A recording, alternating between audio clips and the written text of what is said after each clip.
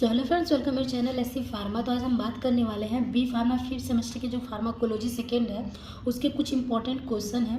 जो कि इसमें सबसे आपका इंपॉर्टेंट क्वेश्चन है डायरेटिक्स, जो कि आपके सिलेबस के अकॉर्डिंग है और ये आपका 7 to 10 मार्क्स में बनता है। और बात करें इसके इंपॉर्टेंट के लिए मोस्ट इंपॉर्टेंट है और ये आपका लॉन्ग आंसर टाइप क्वेश्चन है। ये आपके सिलेबस के अकॉर्डिंग और ये आपके सिलेबस में भी है ये टॉपिक, तो ये काफ़ी इंपॉर्टेंट हो जाता है। लेकिन यहाँ पे आपको ये बताऊँ कि सबसे आसान भाषा में, एकदम सरल भाषा में आपको फार्माकोलॉजी का जो डायरेटिक्स है ये चैप्टर मैं क्लियर करने वाली हूँ आपका। सो वीडियो में लास्ट तक ज़रूर बने रहिएगा, क्योंकि इसमें काफ़ी इंटरेस्टिंग चीज़ें हैं जो आपको पढ़ने में काफ़ी मज़ा आने वाला है, काफ़ी अच्छा लगने वाला है। और साथ ही साथ अगर पहली बार चैनल पर विजिट कर रहे हैं तो चैनल को सब्सक्राइब करना ना भूलें और साथ ही साथ बेल आइकन को प्रेस कर दें ताकि मेरी न्यू वीडियोज़ की नोटिफिकेशन अब तक पहले पहुँच सके और साथ ही साथ अपने क्लासमेट्स में शेयर किए ताकि उन्हें भी हेल्प मिल सके। सो वीडियो को स्टार्ट करते हैं। तो सबसे पहले क्लासीफाई डायरेटिक्स, क्लासिफिकेशन देना डायरेटिक्स का। Give mechanism, pharmacological action, side effect, uses and limitation of furosemide. तो जो फ्यूरोसिमाइड ड्रग है, जैसे फ्यूरोसिमाइड हो गया और कुछ अदर ड्रग्स हैं जो कि आपको दे देगा कि इनका आपको लिमिटेशन है, ये साइड इफेक्ट या फिर फार्माकोलॉजिकल एक्शन वगैरह, या फिर डिस्कवरी आपको पूरा दे देगा कि आपको पूरा डिस्क्राइब करना है।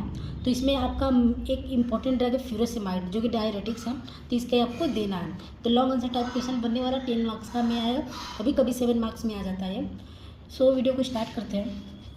तो diuretics are drug that promote the removal from the body of excess water, salt, poison and accumulate metabolic product such as urea.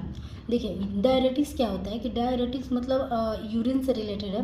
तो डायरेटिक्स होता है क्या ना कि एक्स्ट्रा वाटर लेवल होता है आपके बॉडी में, या फिर साल्ट होता है या फिर पॉइजन होता है। तो वो क्या होता है ना कि यूरिन के साथ बॉडी से बाहर आता है। यूरिन, ये कहते हैं ना कि यूरिन का टॉक्सिक सब्सटेंस निकालने के लिए बॉडी से काफ़ी इम्पोर्टेंट चीज़ है, या फिर ये जो मेथड है काफ़ी इम्पोर्टेंट मेथड है। तो वही इसका कहने का मतलब है कि जैसे आपके बॉडी में अधिक मात्रा में यूरिया बन गया या फिर साल्ट बन गया या वाटर लेवल अधिक हो गया या फिर कोई पॉइजन बन रहा है, तो उस सबको यूरिन के साथ साथ वो बॉडी से बाहर आता है। अब बात करें क्लासिफिकेशन ऑफ डायरेटिक्स। तो डायरेटिक्स के जो क्लासिफिकेशन है उसको देना है आपको। तो classification of diuretics according to site of action of nephron is as follows. तो उसमें सबसे पहला आपका है drug acting on site first. तो उसमें आपका आ जाएगा कार्बोनिक अनहाइड्रोज इनहिबिटर्स। इसमें आपका एसेटाजोलामाइड आ जाएगा और डाइक्लोफेनोमाइड्स एंड मेथाजोलामाइड्स। तो ये आपके ड्रग्स नेम है। ये आपका एसेक्लोजोलामाइड, देखिए आपको पहचानने का मतलब ये है कि अगर लास्ट में माइड आ रहा है, माइड, देखिए आप यहाँ पे देख सकते हैं माइड और यहाँ पे देख सकते हैं माइड। तो आप इतना बस समझ जाइएगा कि ये जो इसका सफिक्स है इसमें माइड्स है, तो ये आपके डायरेटिक्स के ड्रग हैं। डायरेटिक्स आपके ड्रग हैं। जहाँ एसेटाजोलामाइड, डाइक्लोरोफेनामाइड, मेथाजोलामाइड ये सारे हैं, ये आपके डायरेटिक्स मेडिसिन से या फिर ड्रग्स हैं, या फिर आप बोल सकते हैं कि साल्ट है। अब सेकेंड जो है आपका क्लासिफिकेशन है वो drug acting on site third. ये आपका फर्स्ट पर था और ये आपको साइट थर्ड पर था, सॉरी ये आपका थर्ड पर है। लेकिन आपको ये कि इसका अगर आपको नोट्स चाहिए तो जो आपको इसका नोट का PDF है आपको टेलीग्राम चैनल पे मेरे मिल जाएगा, और टेलीग्राम चैनल का जो लिंक है वो आपको डिस्क्रिप्शन में मिल जाएगा। आप वहाँ जाके हमारे टेलीग्राम चैनल को ज्वाइन कर सकते हैं। जो आपका drug acting on site thirds के बाद आपका जो लूप डायरेटिक्स आता है वो आपका है फ्यूरोसेमाइड, बुमेटामाइड्स और पेरोटिमाइड्स और टोलासेमाइड्स। ये आपके लूप डायरेटिक्स में आते हैं। देन बात करें बी, जो आपका ऑर्गेनिक मर्क्यूरियल्स है, वो मर्क्यूरियस क्लोराइड जिसको कालोमेला भी बोलते हैं। कालोमेला ये आपको ये मर्क्यूरियस क्लोराइड जिसको ये जो आपका साल्ट है ये आपका ऑर्गेनिक मर्क्यूरियस में आ जाएगा। तो ये जो drug acting on site third है वो आपका 2 डिवीज़न में आपका बढ़ता है। देन बात करें आपका जो थर्ड है वो है आपका drug acting on site fourth. तो फोर्थ में आपका 2 कैटेगरी में डिवाइड होता है। एक है आपका थियाजाइड्स और सेकेंड आपका है थियाजाइड्स लाइक डायरेटिक। तो थियाजाइड्स में आपका पॉलीथियाजाइड्स और बेंजथियाजाइड्स आ जाएगा, और थियाजाइड्स लाइक डायरेटिक में इपिमामाइड्स, ये आपके एक ड्रग आ जाएंगे इसमें। देन अब बात करें फोर्थ का, तो इसमें आपका जो drug acting on site 5th पे आएगा आपका, जो 4th क्लास आपका है, जिसको पोटेशियम स्प्रिंग डायरेक्टिक्स भी बोलते हैं। तो इसमें आपका आ जाएगा, ये भी आपका 2 कैटेगरी में डिवाइड होता है, जिसको एल्डोस्टेरोन एंटागोनिस्ट बोलते हैं, जिसमें आपका एक ड्रग आएगा स्पिरोनोलैक्टोन, एक आपका ये ओनली ड्रग आ जाएगा। देन बात करें सेकेंड का, जो आपका क्लासिफिकेशन है इसमें, जो डायरेक्ट एक्टिंग पे है एमिलो राइट्स, ये जो आपका एक ड्रग आने वाला है। तो काफ़ी सिंपल सा है और इजी सा है, जो कि आपको अच्छे से लर्न हो सकता है, आप ये देख सकते हैं। अब बात करते हैं 5th का, जो आपका 5th क्लासिफिकेशन है वो अदर ड्रग्स में आते हैं। तो अदर ड्रग्स में एक्जेंथिन्स में आपका कैफीन, एमोफाइलिन, थियोफैलिन, ये आपके जो एक्जेंथिन्स में आती हैं ड्रग्स, ये जो आपके साल्ट है या फिर बोले तो ड्रग्स हैं। कैफीन आप जानते हैं कॉफ़ी से एक्सट्रैक्ट किया जाता है, कॉफ़ी से आपका एक्सट्रैक्ट किया जाता है, कैफीन निकाला जाता है, ये आप जानते हो, कॉफ़ी सीड्स से निकाला जाता है। देन बात करें बी, जो आपका डिवीज़न है उसमें आपका ऑस्मोटिक डायरेटिक्स, पहला एक्जेंथिन्स और ऑस्मोटिक डायरेटिक्स में। तो ये कई क्लास में आपका डिवीज़न है, आपका 2 क्लास में इसका डिवीज़न अच्छा हुआ है। तो आपको बता दें ऑस्मोटिक डायरेटिक्स में आपका आ जाएगा इलेक्ट्रोलाइट्स। तो इलेक्ट्रोलाइट्स का मतलब है कि हमारे केमिकल कंपाउंड्स है, जिसमें sodium chloride, potassium citrate, potassium carbonate, potassium chloride, ये सभी आपके इलेक्ट्रोलाइट्स में आ जाते हैं ऑस्मोटिक डायरेटिक्स में। फर्स्ट देखिए आपका ये जो ऑस्मोटिक है, ये फर्स्ट कैटेगरी में आपका डिवीज़न होगा इलेक्ट्रोलाइट्स का।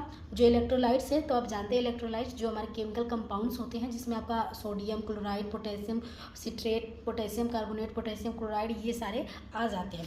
अब बात करें सेकेंड की, जो कि आपका नॉन इलेक्ट्रोलाइट्स में। तो नॉन इलेक्ट्रोलाइट्स में आपका आएगा mannitol, isosorbides, urea, glycerin, mannitol, isosorbide, urea, glycerol, sucrose, ये आपके नॉन इलेक्ट्रोलाइट्स कंपाउंड्स में आते हैं। देन अब बात करें सी, जो कैटेगरी आपका डिवीज़न हुआ है उसमें एसिडिफाइलिक डायरेटिक्स है, जिसमें आपको ammonia chloride, ammonia nitrate, potassium nitrate, ये सारे आपको मिलने वाले हैं। अब बात करते हैं, जैसे क्वेश्चन में ये आपका था कि फ्यूरोसिमाइड का जो लिमिटेशन है और फार्माकोलॉजिकल एक्शन और साइड इफ़ेक्ट और यूज़, ये तीनों देना है। तो आपका यहाँ से स्टार्ट होता है फ्यूरोसिमाइड का, ये जो आपका ये ड्रग है, ये आपका यहाँ से स्टार्ट होने वाला है। तो इसमें मैकेनिज्म ऑफ एक्शन हम देख लेते हैं। तो furosemide like other loop diuretics act by inhibiting the luminal sodium potassium calcium co-transporter in the thick ascending limb of the loop of Henle by binding to the chloride transporter channel, thus causing sodium chloride and potassium loss or in urine. तो देखिए जो furosemide है वो क्या करता है, potassium को कम करता है, और सोडियम क्लोराइड और पोटेशियम को आपके यूरिन में कम करता है, जिससे आपके बॉडी में टॉक्सिक सब्सटेंस वगैरह या फिर आपसे जो हार्ट रिलेटेड प्रॉब्लम या बीपी वगैरह जो भी बढ़ रही है, तो उसको जब आपका पोटेशियम कैल्शियम चैनल जो आपका कम होने लगता है बॉडी में, तो आपका वो सारे मैनेज होने लगते हैं।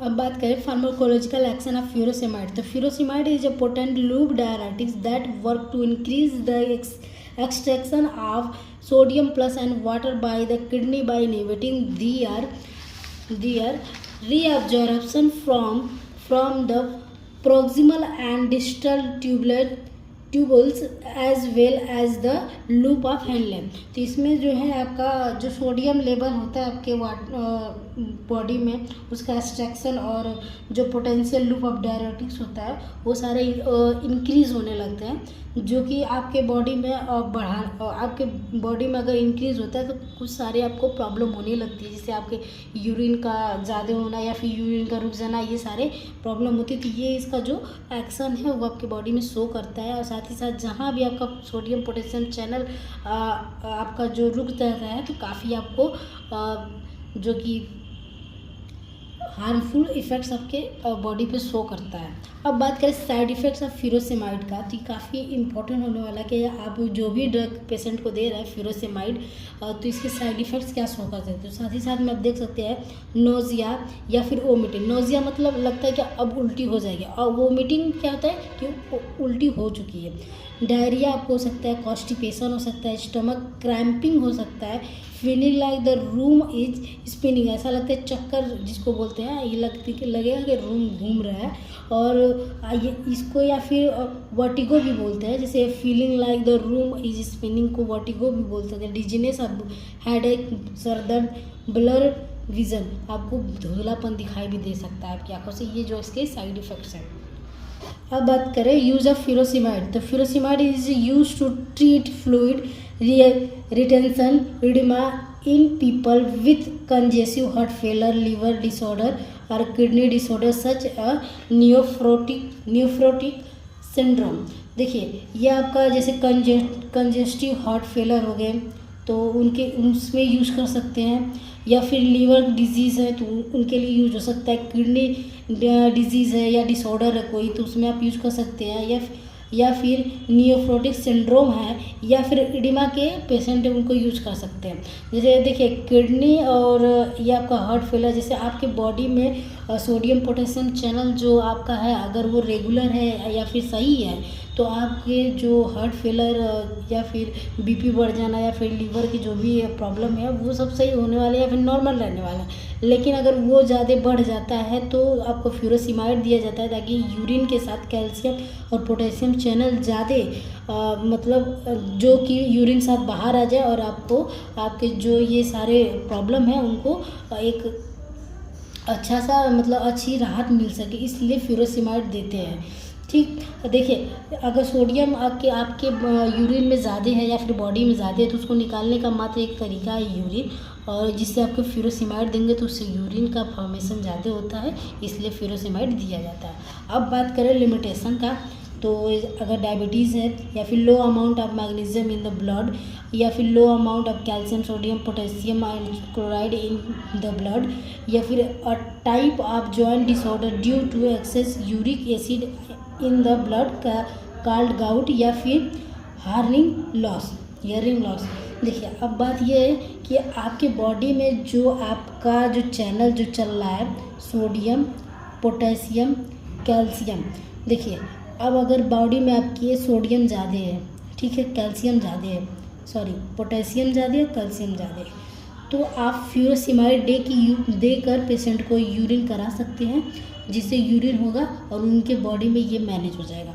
अब लिमिटेशन में क्या है कि अगर बॉडी में कैल्शियम कम है, सोडियम कम, पोटेशियम कम है या फिर क्लोराइड कम है आपके ब्लड में या फिर आपके यूरिन में या फिर जहाँ भी है, तो आप ये फ्यूरोसिमाइड या फिर डायरेटिक्स कोई भी ड्रग आप नहीं दे सकते हैं जिसमें आपको आइसोब्राइड्स या फिर मेल्टोल या फिर सुक्रोज या फिर आपका जो भी जितने सारे ये आपके ड्रग दिख रहे हैं इसमें से आप कोई नहीं दे सकते हैं। तब आपको क्या देना है, एंटी डायरेटिक्स ड्रग देना है उस टाइम पे।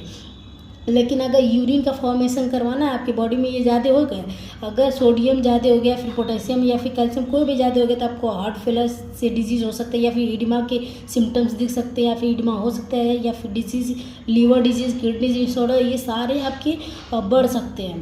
तो इसलिए सब बात की एक बात कि फ्यूरोसिमाइड अगर यूरिन कराना है या फिर यूरिन का फॉर्मेशन नहीं हो रहा है तो यूरिन को कराने के लिए आप फ्यूरोसिमाइड दे सकते हैं। अगर यूरिन का फॉर्मेशन रोकना है तो आप एंटी डायरेटिक्स दे सकते हैं। तो वीडियो कैसा लगा आप ज़रूर कमेंट्स में बताइएगा, और साथ ही साथ आपको इसका नोट्स आपको टेलीग्राम चैनल पे मिल जाएगा हमारे, और चैनल को सब्सक्राइब करना ना भूलें और साथ ही साथ बेल आइकन को प्रेस कर दीजिएगा। और आपको नेक्स्ट किस टॉपिक पर वीडियो चाहिए हमें कमेंट्स कर सकते हैं। थैंक यू फॉर वॉचिंग, मिलते हैं नेक्स्ट वीडियो में।